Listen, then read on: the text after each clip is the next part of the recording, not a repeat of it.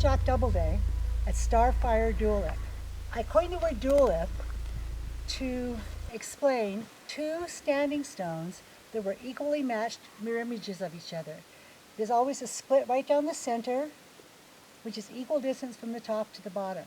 We find duoliths at megalithic sites all over the world. Underwater in Japan, the Yonaguni site, there are megaliths. Their mirror image look exactly alike with a split down the center.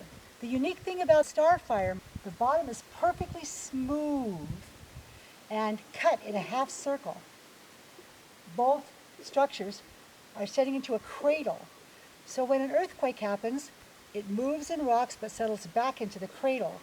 The center of gravity is toward the bottom because the bottom is larger as it curves up to the top.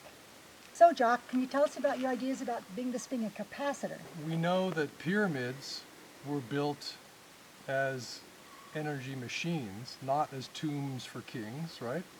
Crystalline blocks brought together into certain geometrical shapes are energy machines. Then it's a question of what sort of energy they're producing and what you're going to do with it. So let's ask ourselves this question: how much work would it take to build this structure? Who would do it? Who would put that much energy, that much labor, that much time into building this if they didn't have a reason?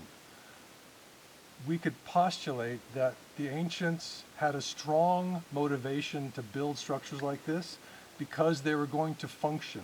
What is the possible function of something like this? Well, there's a gap between the two stones, and this is what Julie has called a duolith, when the stones are similar sized and they're standing next to each other and there's a regular width gap between them.